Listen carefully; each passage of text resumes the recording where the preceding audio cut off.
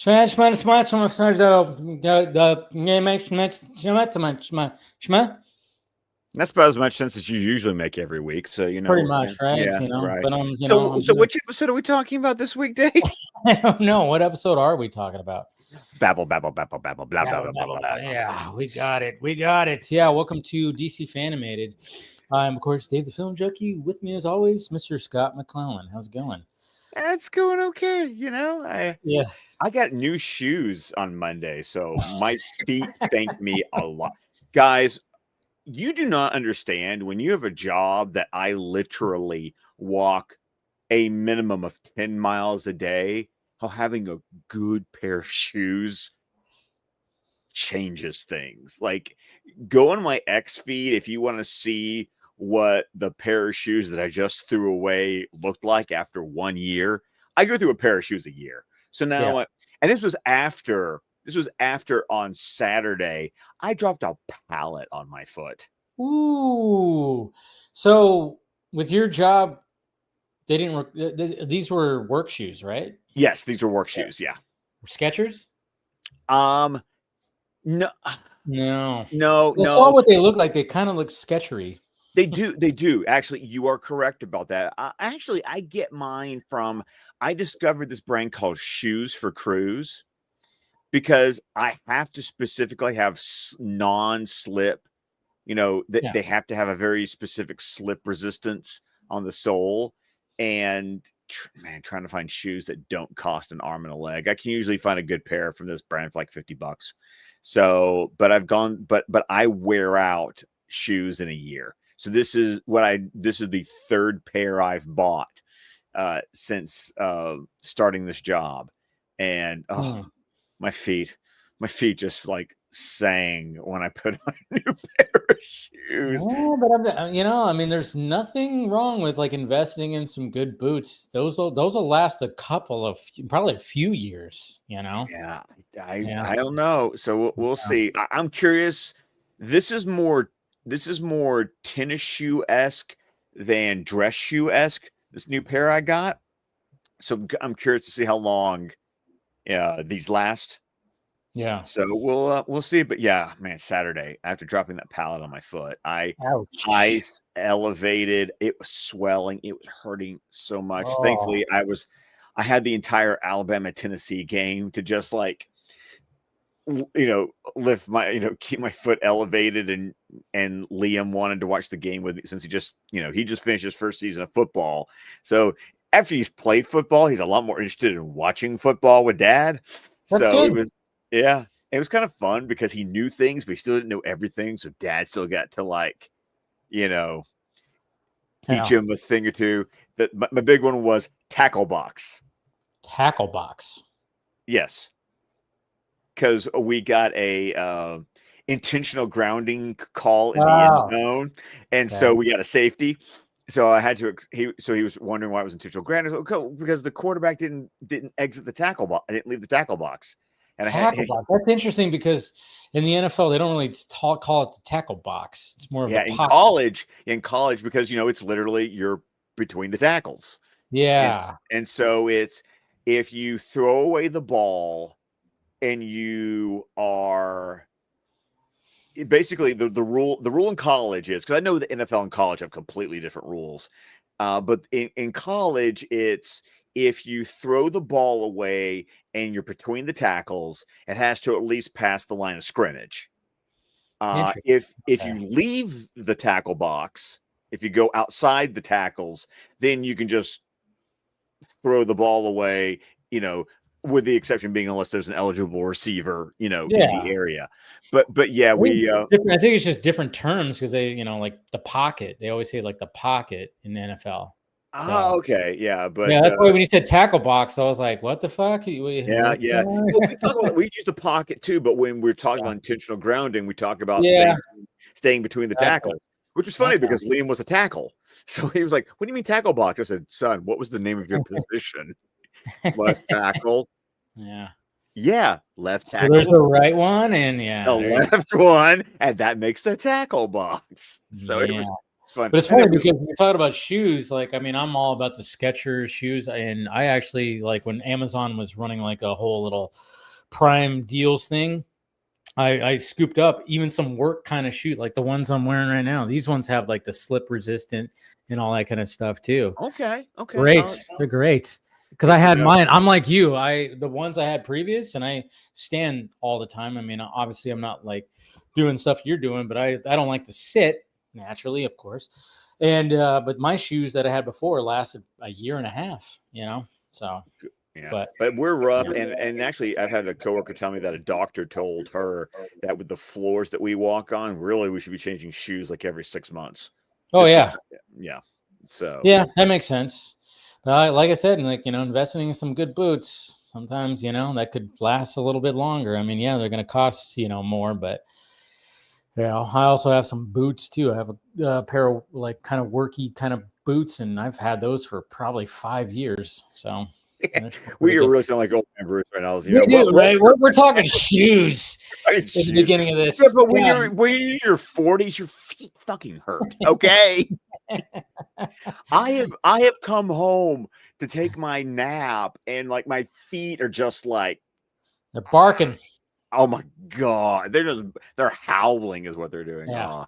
But hey, let's talk about Batman, huh? Well, you know what? It's why people tuned in, I guess, considering that it's been 3 weeks since we actually talked about Batman Beyond. That's true. Yeah, because we didn't have an episode prior to our earning episode last week. And then, of course, trying to get used to the new schedule of like things on the channel. I was even like, oh, shit, I fucked up on things tonight. So apologize, guys. But hey, we're here. We're here and we're talking about Babel. And like I said, I was like so confused. I even hit up Scott. I'm like, we're talking about next week's episode. Yeah. And I was like, but I don't remember why. I don't remember us like talking about next week. I was so confused, man. It's been a week. It's been a week, guys. So let's just say that it's been a week. But hey, we're going to talk about this one. And it's so funny because I went, oh, okay. So yeah. And I kind of went through the episode again because I was like, wait a minute, I watched this episode 2 weeks ago. 2 weeks ago, yeah, me too. Yeah, we didn't do the show. So I kind of like skimmed through it again. I'm like, oh yeah, I already watched this. I already had notes. So yeah, this episode's pretty interesting. And we see a return villain, of course, Shriek. And if you don't remember 3 weeks ago, Dave was having a really hard time trying to think about what villain would be making Terry do this. And then all of a sudden I went, oh yeah, okay. Duh. So we get the return of Shriek right here, but it's a very interesting episode. I like this episode. I like this episode too. It was an episode that I remembered. Even supporting characters, plot points. Like this is not one of those episodes where it's like I was spending the entire episode going, "What happens in this episode?" No. This is one that, yeah.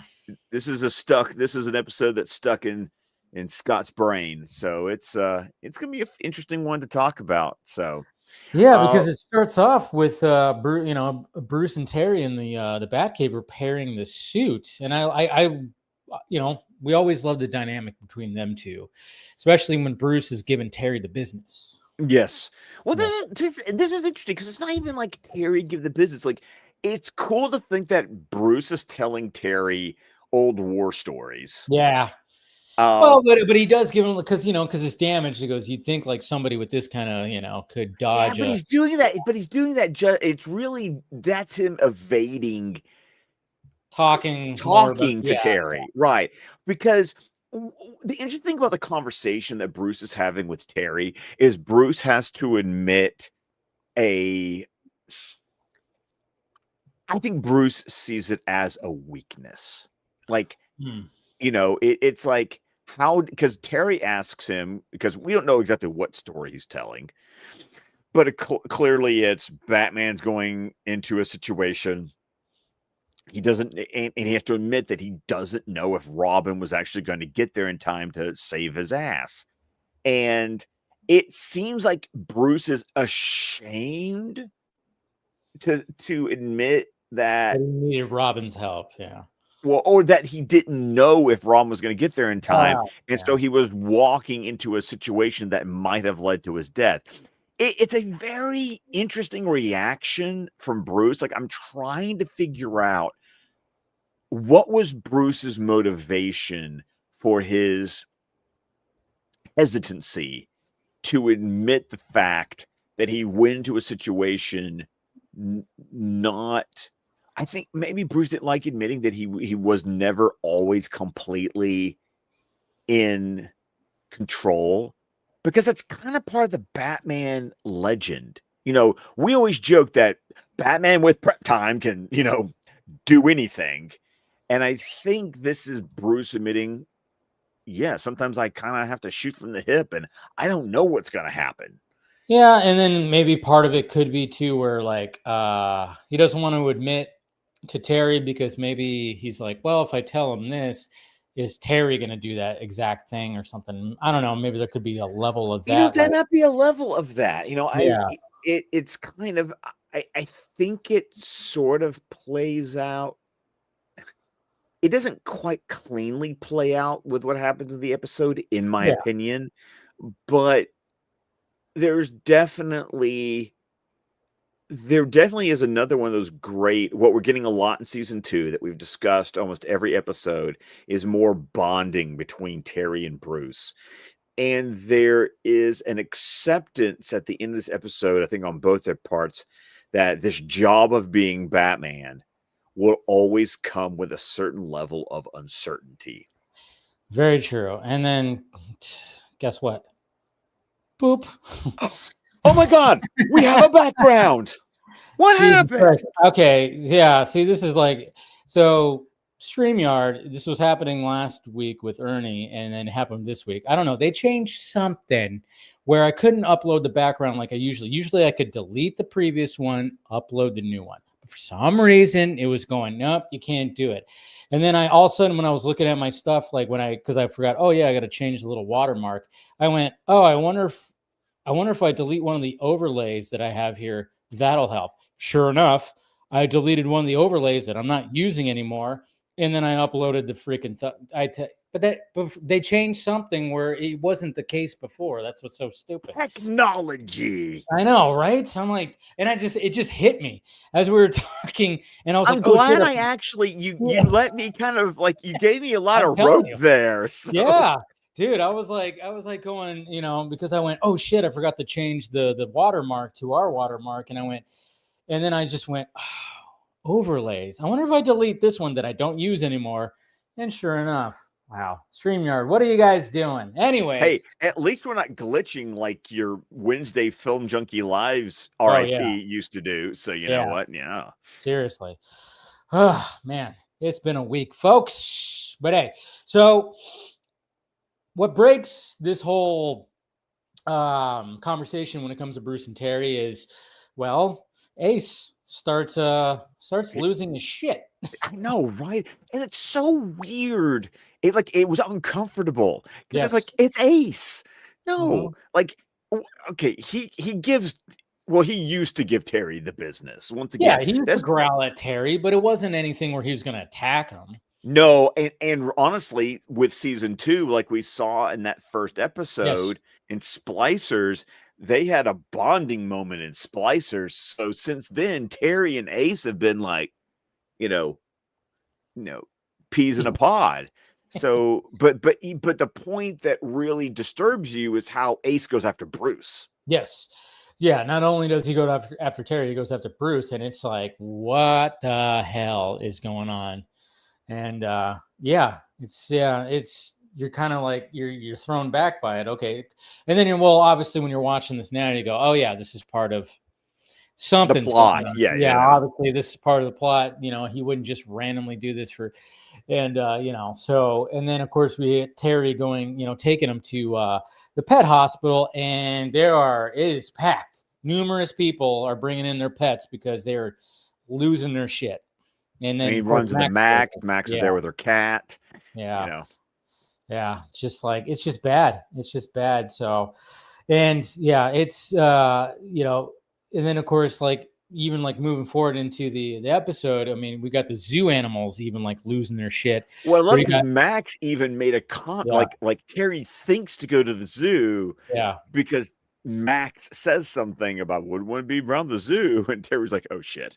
Yes. So he immediately goes there, and there's like an elephant that's losing his mind, a gorilla. You don't want either one of those animals losing their minds, because that's just, how do you stop an elephant or even a gorilla?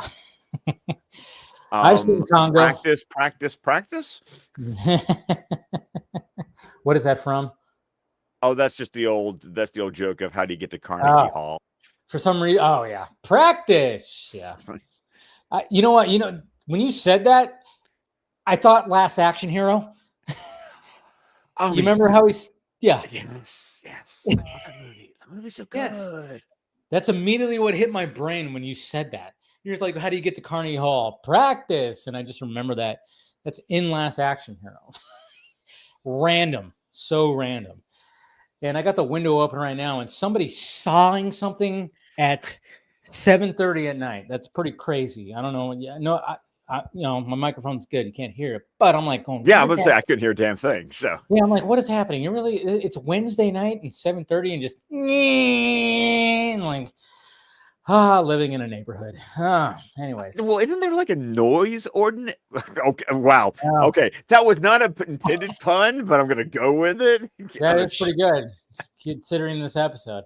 There's not a noise ordinance. No, there's no. Yeah, we don't live in one of those places. So actually, for me, my city, for me, it's not even my neighborhood. It's a city ordinance. City.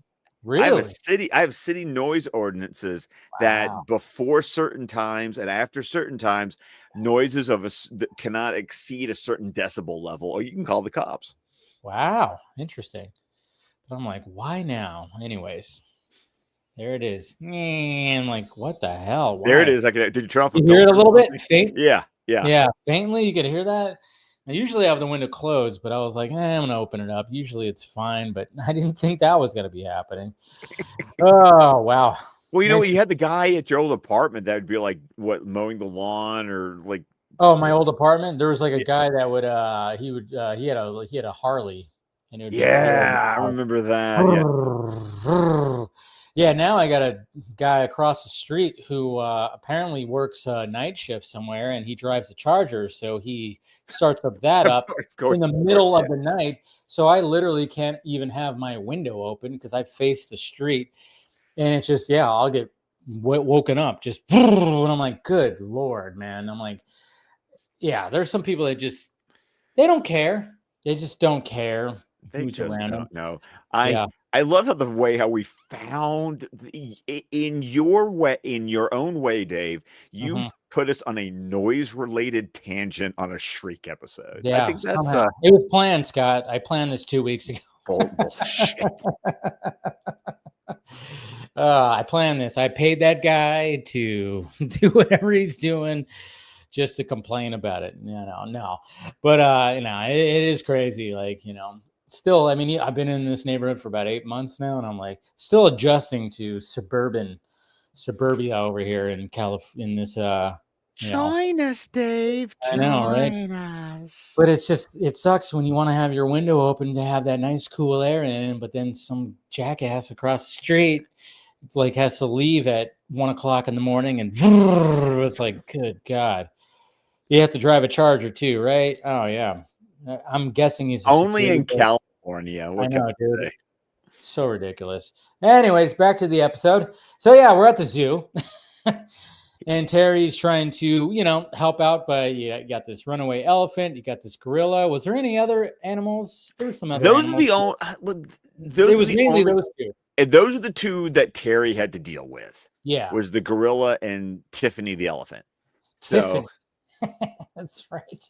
I just think that is so, because he uses a bola, basically a bola, and wraps up the gorilla, and then he's about to get his ass stomped by the elephant, and that just happens to be when the elephant, stops. Of course, we know now that's when Shriek, turns his device off.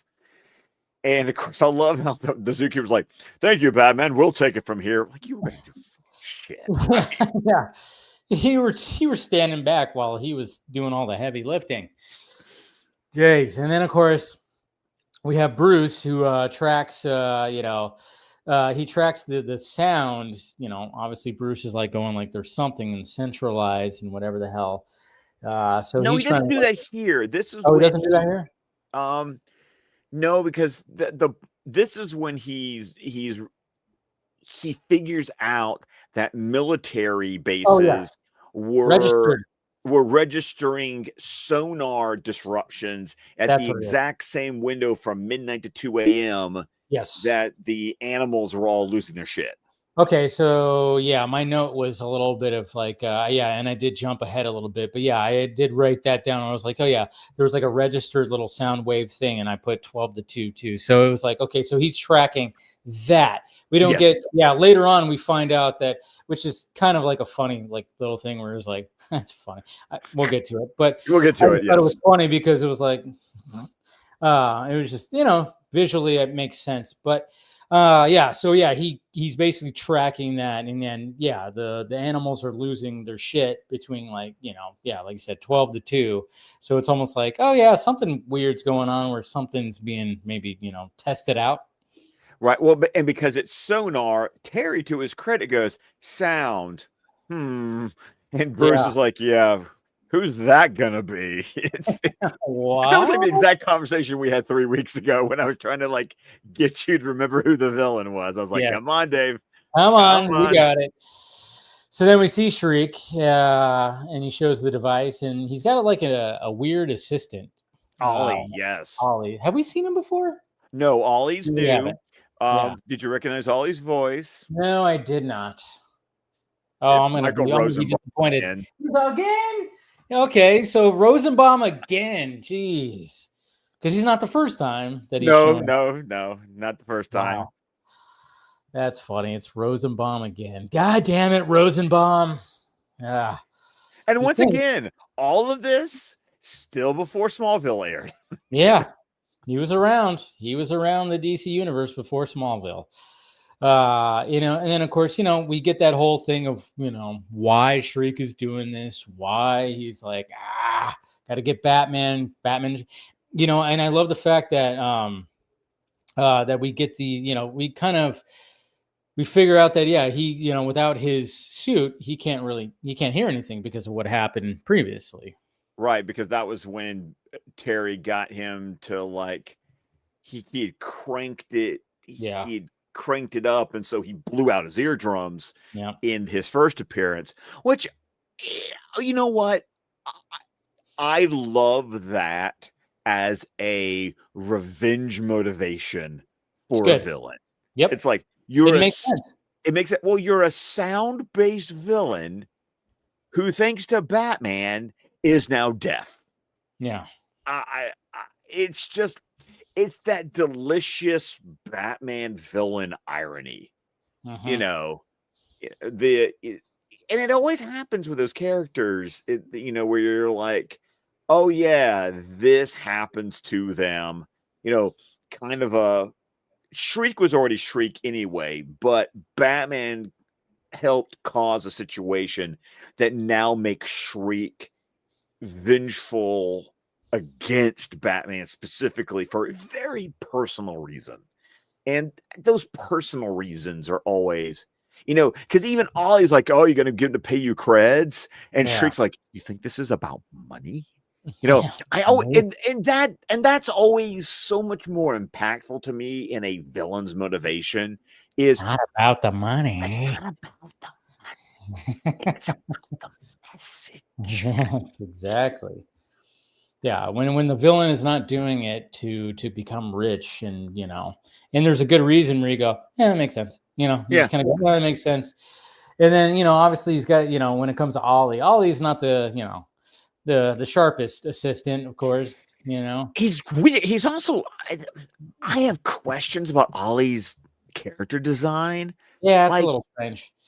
One, you know what? No, I'm not even going to go with cringe. I'm just, you know, the hair being a weird color, cool. Future, go for it. Punk rock, cyberpunk, whatever.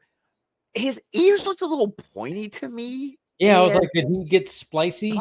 Okay, good. Good. Yeah. I was going with his eyes are a little weird. Yeah. His eyes are a little weird. His ears, I was like, did he have like a really unfortunate splicer incident. I mean, we had this in the previous episode, right? Where we had, or in one of the previous episodes, we almost thought like someone looked a little like they've done that too. It's almost like they kind of kept that trend with some of these character designs. Like, oh yeah, maybe they, they kind of went to that or something. I mean, he is young.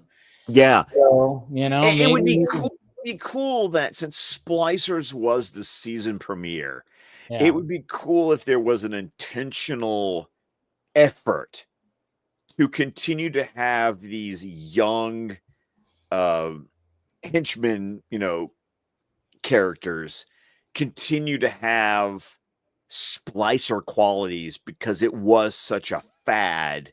Like, because it's established in the premiere that it's been I don't know. The whole point of a fad is that it only exists for a limited period of time. But clearly, by the time that Splicers was happening, it had been around for a bit. So you got to believe that because they interview all those spliced kids at the beginning of the episode. So I like the idea that we continue to question. Were you spliced? Were you spliced? Did you get a little splice going? You seem a little splicey there, bud. Yeah. And he does. And then it's so funny, too, because, you can even tell that Shriek is just like going, as he explained all this, and he's like, you know what? I think you deserve a little bit of the fork, the tuning fork. And he's like, what's that? When he's talking about credits, it's better than credits. And, he hits it. And all of a sudden, it's like it hits the pleasure sensors. Yeah, go fork yourself. Yeah. So, and then, of course, he's like, holding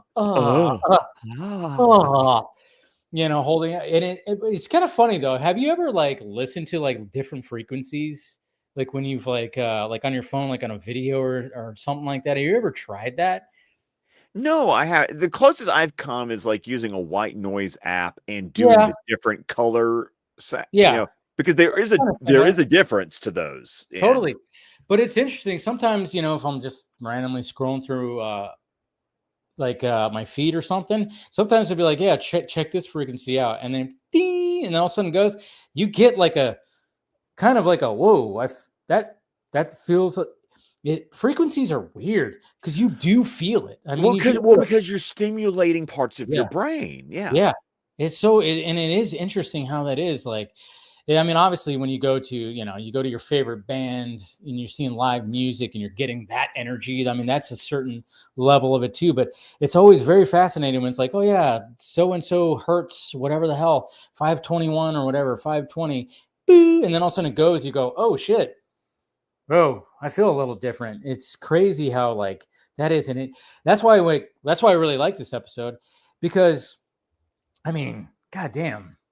Imagine if just like something just plays out in the world and all of a sudden you're just like, we've seen other, there's been movies out there that have tackled this stuff and, other shows and everything, but it is kind of interesting how like sound frequency in a certain hertz, it's just can really just hurt. It could hurt or it can make you feel better. I mean, there's been times where I've just listened to a certain frequency just to relax. And I put it on and all of a sudden it's just like, ooh, and I'm like, oh, nice. And I'm just laying on my bed. And I'm like, I kind of feel nice now. And I'm like, Jesus Christ.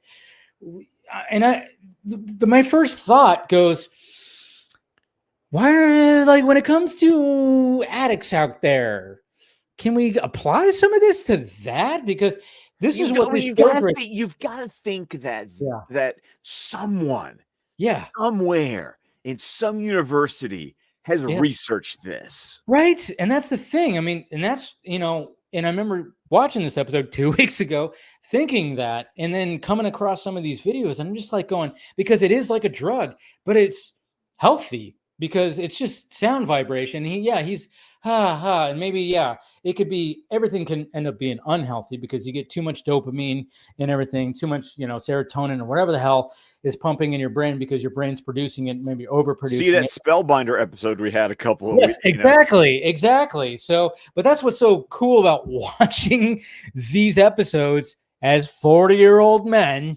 It's like 25 years later. Yeah, I know. I start going, man, what? It's interesting. Like just that little part right there. I'm like, huh.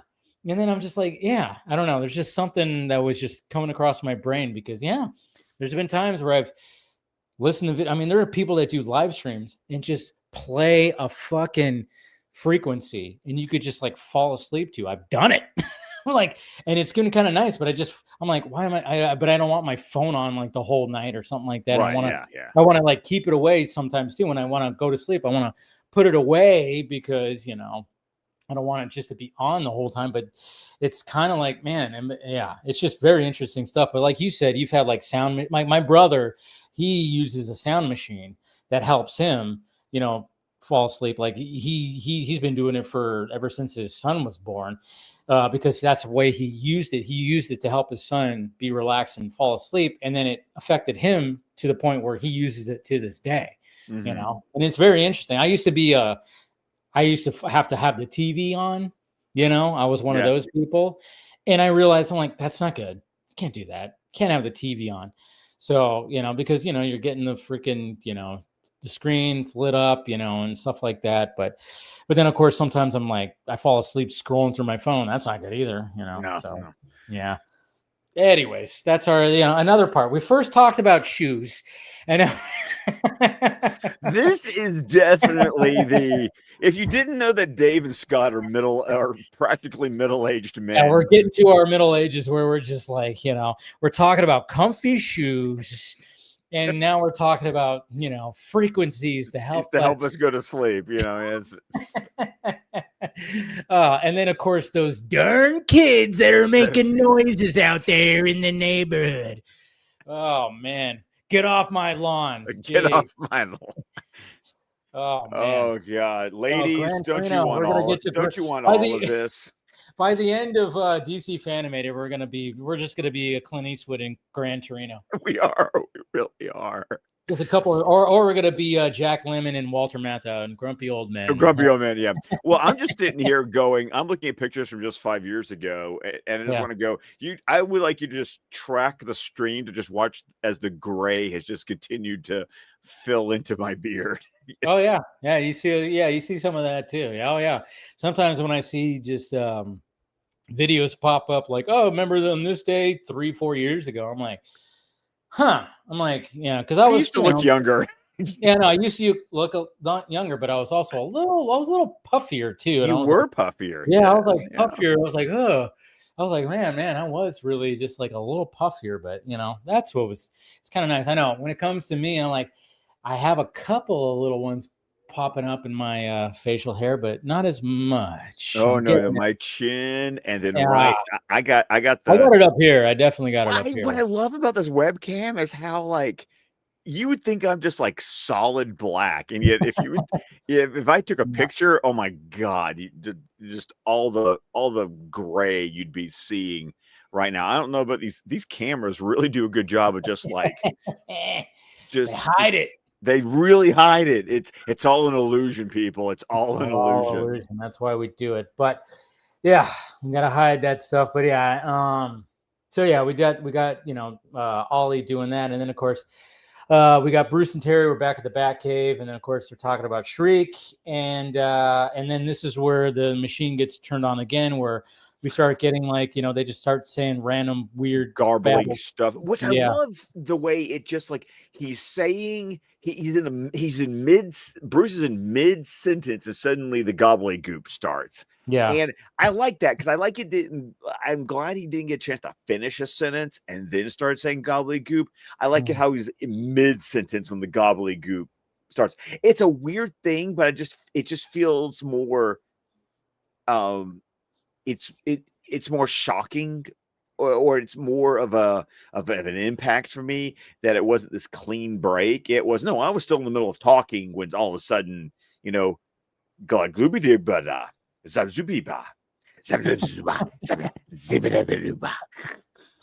like what? Yeah, what? I know, and that's what like you said, it's good that they did it like that, and then of course the whole city is now going nuts when it comes to that. So it was a test when it came to the animals. Now it's affecting the humans. Yeah, and I like how immediately Terry's like, Like, I like that was a really cool transition, by the way, where he pulls the costume out of the backpack and it becomes like the the screen wipe that suddenly transitions, Yeah. and then he's in the Batmobile and they're all having to like, text message each other. Yeah, like they can't talk to each other, so now like Bruce and Terry have to literally just message each other because there's no way of like doing that because of what's happening. But yeah, it was really cool. And then of course, like Bruce is kind of like figuring things out and what's actually happening, what's causing it, and everything. Because obviously it's Bruce Wayne. Yeah, I mean, I I love it. He must be altering the vibrations of the air molecules, and Terry's like, huh? Air molecules carry sound.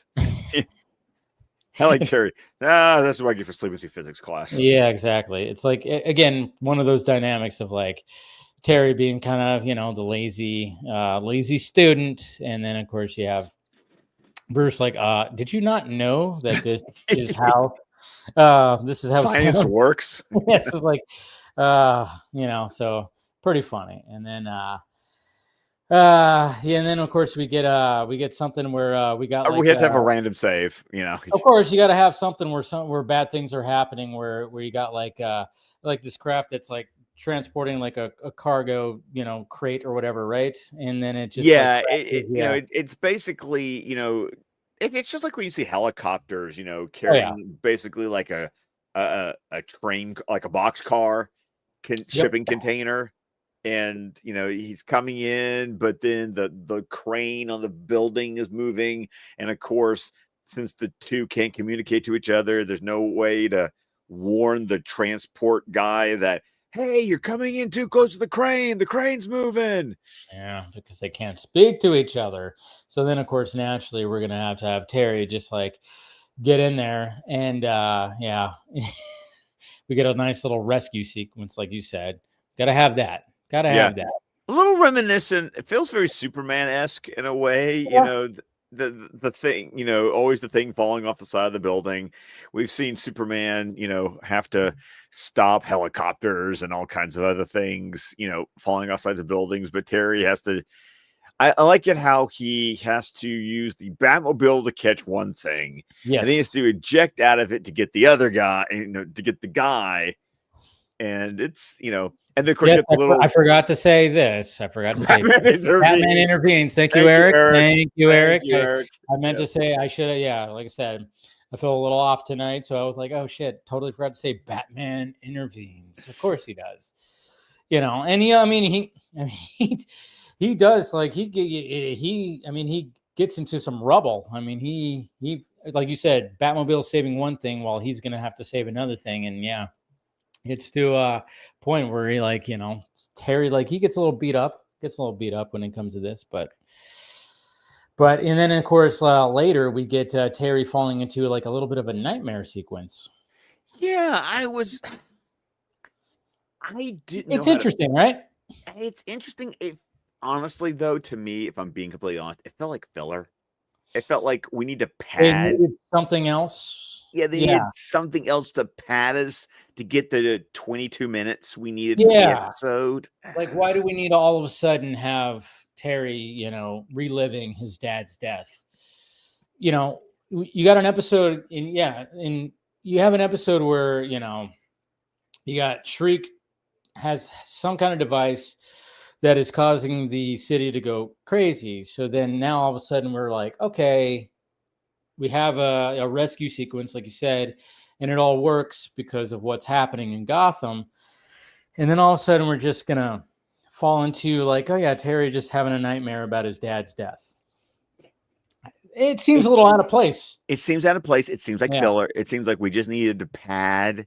This was a little tap dancing to help us get our runtime, because the episode didn't quite make it, and it also saves you a few bucks because you're just reusing footage that you had. Old footage you already have. So someone didn't have to go and animate that. So true. I mean, it's true. It's very true.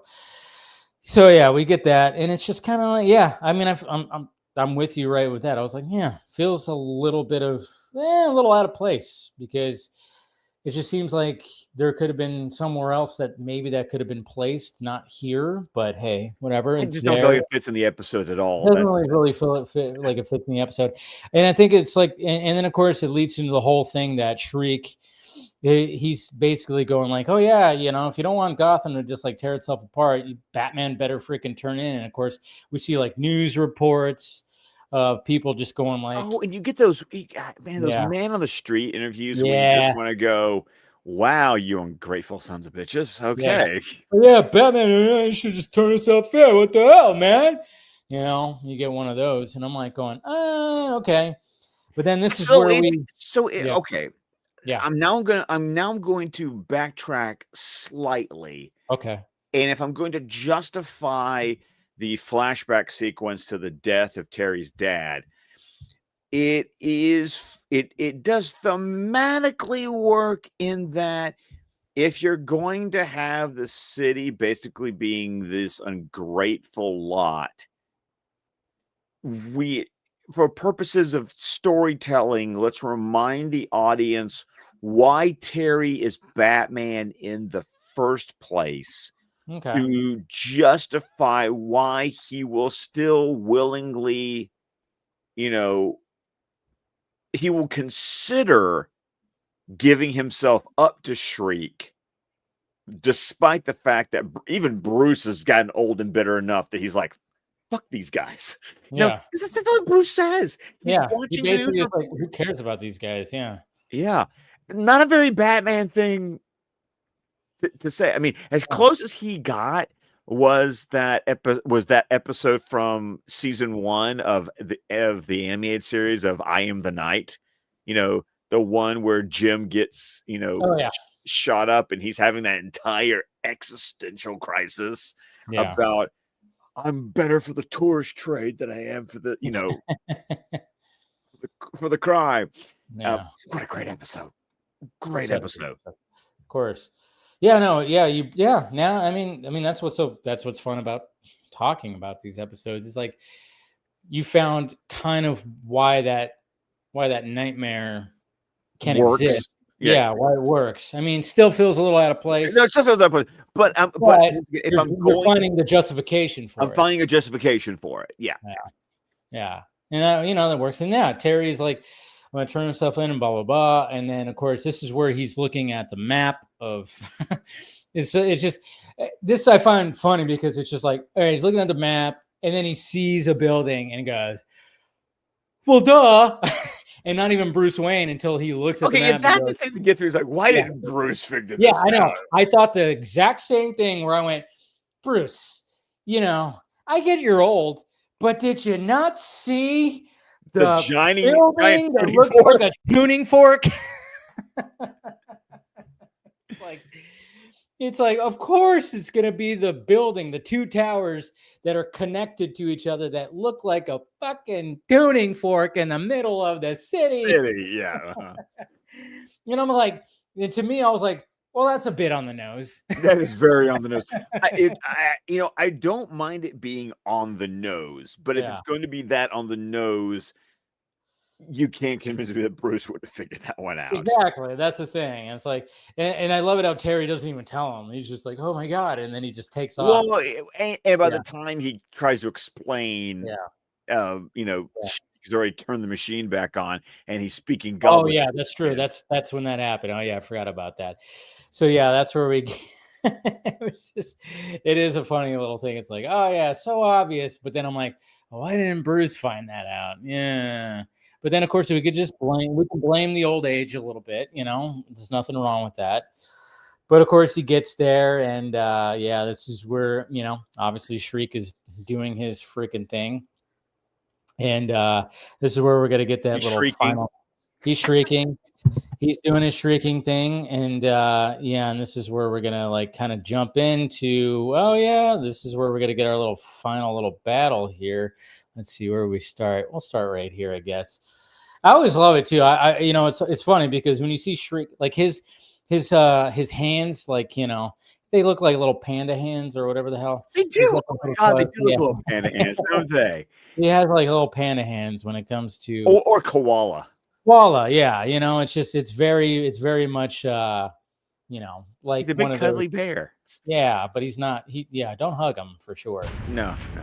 Yeah, look at those.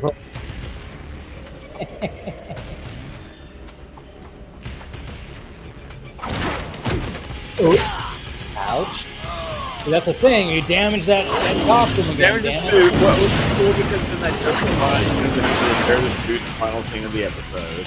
Yeah. Brahman Kata! Can't understand him. Oh, gotta go. This isn't how I wanted it. You were supposed to give yourself up to me. Who's the voice of Shriek again? Funny. I See how funny you think this It wasn't anybody known, right? It wasn't anybody really known. Okay, yeah, he almost sounds like it. Hey, there's the big tuning fork towers.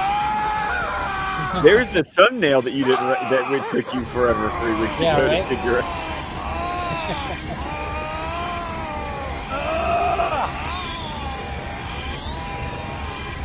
And then, of course, I love this because Shriek then uses his weakness as an advantage. That I'll just take off my hearing aids, basically, and Smart. he can't hear a damn thing. Again, it's smart. This is a smart villain, a smart returning villain. We know why he's returning, and he's got it planned out pretty well. But of course, it's still Batman. Still going to be difficult, bud. Yeah, he got in there real fast. See, here comes Ollie with his Ollie the spider break monkey. from his tuning fork. Yeah, look at his eyes. Look at everything. He definitely spliced. He's Yeah, 120 years. Yeah. Look at those ears. Yeah, he definitely spliced. Low frequency vibration is gonna knock down the towers. I just shocked it was a baby bomb. You love the exposition right there. Yeah, no. I know exactly how this is all gonna go down.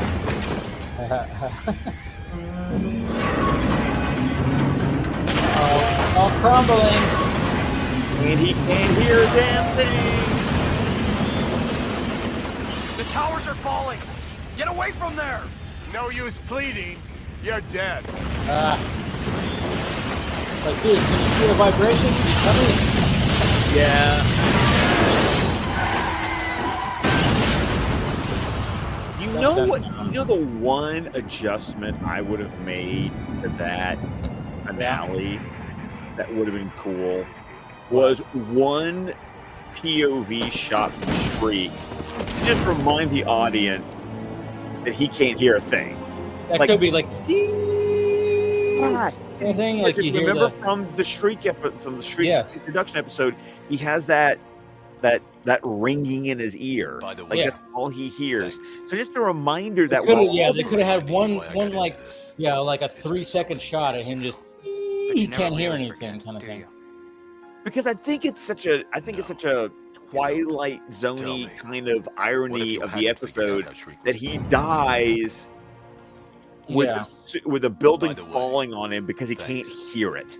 Exactly. That would have been kind of cool. Why I got into this. And then I love this right here. Why he got into this, and of course looking over at the bat suit and the Robin costume, too. Of course, weirdly drawn in the background. Never really. Yeah, it's background art, and it's always it's the Tim Drake Robin suit. So yeah, totally is. What if you hadn't figured out how Shriek was using the towers? Would you have handed yourself over to him at midnight?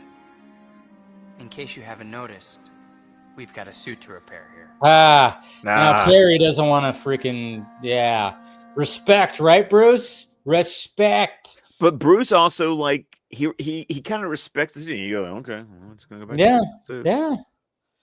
He's like, oh yeah, okay. See, now you're learning, kid.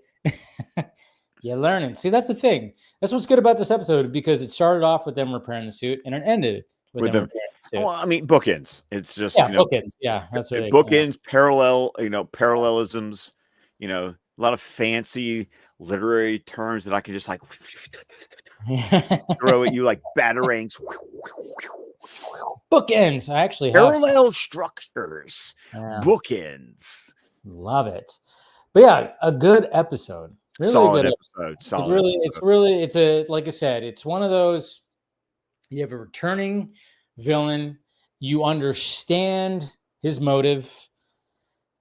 It's driving the whole city crazy. Yeah, there's a couple of things where it's like, yeah, did the nightmare thing need to be in there? Not really. It kind of feels out of place. Bruce should already figured out the whole, like, yeah, Tuning fork thing. Yeah. maybe look at the building. It looks like a big tuning fork. But for the most part, like I said, what I really like about it is, like you said, the bookends is the fact that, in the beginning and the end, and then Terry going, I'm not going to tell you. Yeah. Just like you didn't tell me. I'm when not it came gonna tell you. Yeah. Nah. So what do we got next week, Scott? Okay. I think I already know. Dave already knows because he thought that's what we were going to talk about tonight. Yeah. That was so weird. I had like a Mandela effect moment. You did. You really did. I was like, we already talked about it. No, we already talked about this episode. I meant we really didn't, because remember you punked out on me 2 weeks ago. I totally did. Like, yeah, it was just, it was a rough, day. You had a rough one. I understood. Yeah. I got some sleep. Yeah. All was right with the world. But for the audience, if you are following along on your DVD, Blu-ray, or HBO Max account, you should see that the next episode is going to be Terry's friend dates a robot. Yeah, very much. I mean, I'm willing to guess. That is a title. I'm willing to guess, guys, that the title is very descriptive of what happens in the episode. Okay. It's interesting, though. I want to say this. Now, I can either go ahead and reveal the trivia fact, or I can just tease it for next week. But tease it. Okay, I'll tease it. I'll better. Okay, yeah, man. Sometimes that's a little TMI, but all right.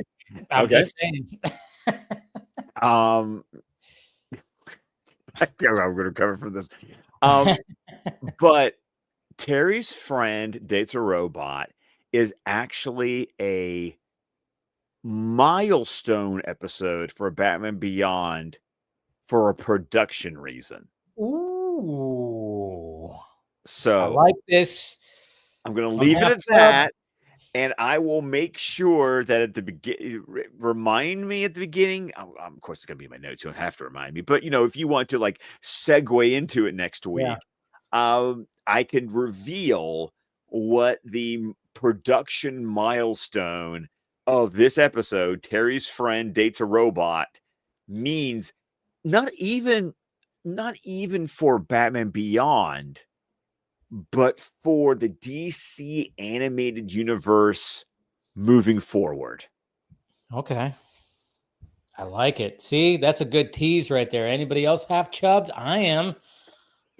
Just saying. It's a good tease right there, because I don't remember. I mean, just I didn't read the little synopsis that's underneath it, but I'm going, I don't remember this at all, at least just from the title. I just love it when they have like these like 1-word titles, 2-word titles, and then all of a sudden they just go, Terry's friend dates a robot, and it's just going, wow, that just came out of left field. Like, what? I know, it's such a weird episode title.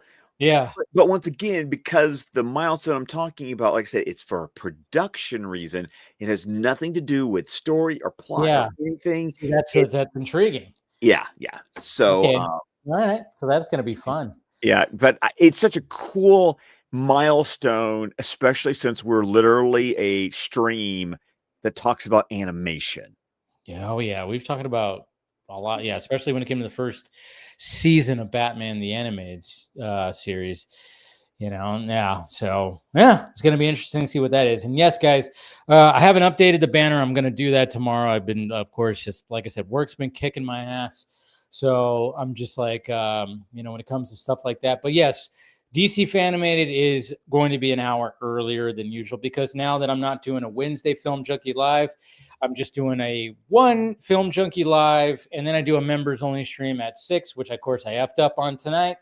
But we'll not do that. I was just, it's so funny, because when I was setting up my members only stream, I was just so used to setting up this stream that I thought, like, I just was thinking, not this stream. I was used to thinking, setting up the normal members only stream at 7 o'clock as opposed to 6. So I totally messed up that. I was like, why is there like nobody here? Well, I'm just going to talk. And then somebody were like, oh yeah, you set it for 7. I'm like, God damn it. Yeah, it was just one of those days. And I was just, And then I was like, yeah, I was in the middle of like watching something too, where I was, and I don't know. There was this again. It was one of those Wednesdays. I had a case of the Wednesdays. Is that a thing? Yeah. Well, for you, yes, actually, Yeah, it is. yeah, I can speak from years of experience working yes. with you that Wednesdays are you do have a Wednesdays. case of the Wednesdays. Yeah, I know. But yeah, So because it helps me out too, guys, yes, because frequently, if you haven't picked up on the fact, I have to be at work at 4 a.m. yeah, on Thursdays. Actually, I get to sleep in tomorrow. I don't have to go to work till 7. I get 3 more hours of sleep tonight. yes. There you But go. but us starting an hour earlier because we start at 9 o'clock my time, it just I get an extra. It means that I'll get an extra hour of sleep, which Yeah, it helps. it helps. All around it helped, like I said, I was kind of getting, Wednesdays are a really long day for me. I was kind of getting burnt out from it. So it was like one of those things where I'm like, yeah, let's just I'll do the members only stream. So I don't need to it's just one stream Monday, 2 streams Wednesday, and then 1 stream on Friday. I thought like, that sounds nice, as opposed to 3 streams. Because Film Junkie Lives, that's a lot of prep. Not a, There's a lot of prep, it but can be a lot of prep. we talked about this offline. But Yeah. it's just kind of like Monday is Film Junkie Live, Yeah. Wednesday is DC Fan-Imated, Yeah. Friday is Vodka Stream. Yeah. And I don't really, when it comes to members, it's just shooting the shit with people who like, who are my core friends, So I'll like, it's not anything where I like need to have like a thumbnail, need to have a bunch of, different topics. So I got to make sure I got like 4 topics and stuff like that. No, I shoot the shit. And it's kind of fun to also like, yeah, there were some things that came out that'll, I'll post videos tomorrow that are recorded, and I didn't have to like have the, I didn't have to do it live, where I could just be like, oh, let me just like gather myself and say this and say that. So it was kind of nice. And Eric, when it comes to a Patreon member stream, I think, this Saturday we'll try to do a Saturday version of the box stream. I know I haven't done it in a little bit, but I have finally a free Saturday. Jesus Christ. I have not had free Saturdays in a bit. So, we'll do it this Saturday. I'll let you guys know the time. Members will also be included if you want to join it, be part of the panel, and just shoot the shit and talk about whatever you want to talk about. Yeah, we'll do that this Saturday. Probably won't be too late. We won't have it too late. Maybe I'll try to like shoot for around 6 o'clock, maybe even 5 o'clock my time, Pacific time. So should be fun. So yeah, if you're a part of that, if you're listening to this or whatever, and you want to be part of like a Saturday version of the Vodka stream, hey, let's do it. So anyways, that's enough when it comes to that and promoting everything. And like I said, Terry's Friend Dates a Robot. That's next week. Quite a title. And Scott, what do you got?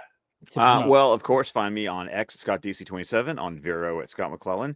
By the way, if you're on Vero, if you've not checked out this new sort of discovery feature that they've had since the latest update, I would appreciate. I forgot about that. There's an option for you to sort of identify what sort of like your topics are, like kind of like what your thing is.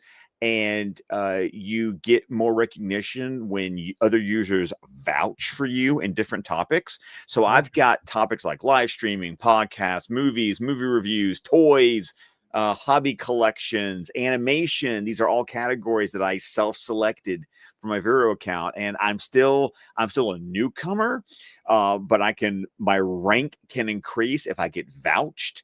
So anyone who's also on Vero, if you head on over there and you could give me a vouch on all my different categories, I would appreciate that. I'd like to. I'm trying to play around with some of these Vero features, so Cool. some vouchers would be nice. And then of course follow me on Letterboxd, Scott McClellan at Scott DC27. The big thing I'd like to promote is that I did once again guest on the 602 Club with Matt Rushing. We had a wonderful discussion of Tron Ares, so please go check that out. It was a fantastic conversation about that movie. we go very deep. Actually, we got very philosophical about that movie. So please, once again, if you check out the 602 Club in any of your podcatchers, you can also find the link on my X feed and check it out. I was very proud of that discussion. Matt and I had a lot of fun talking about it. Of course, I'm not seeing a movie this weekend. Nothing's really coming out that You don't want to see Springsteen? No, I'm not a Springsteen guy. Yeah, I'm seeing Chris Stuckman's movie Shelby Oaks. Shelby Oaks, yeah. The last thing I saw, of course, Batman Azteca, but then before that, I got my reviews for. I did do that weekend where I saw, Kiss of the Spider Woman and Battle Royale, and then I actually ended up sneaking in a double feature. I literally walked from Battle Royale, had about a 30-minute break, and then I saw Roofman.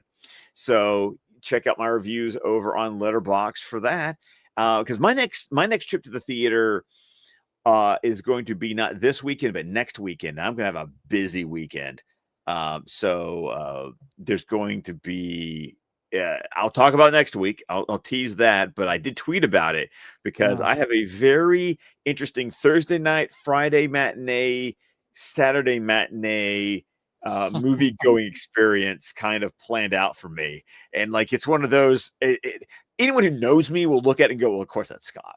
But if it was a normal person, not this weekend, but next weekend, it's the Halloween weekend. Oh, okay. So my shirt probably has something. Your shirt does have something to do with it. Yes. I'm just saying there might be a re-release of a celebration of something that took place in 1985. Just saying. I know it was Back to the Future Day yesterday. That's why I was like, I'm going to wear this shirt today for videos and streaming, because I was like, oh yeah, it was Back to the Future.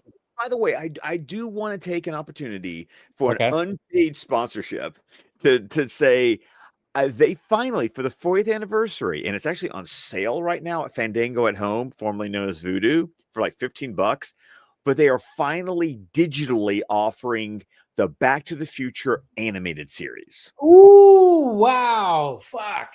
Yeah. Man. I don't believe the conversations that I have with people who don't realize that there was a Saturday morning Back to the Future cartoon. Dude, I collected the fucking toys. I think it was Burger King that had the No, it was McDonald's. It was McDonald's.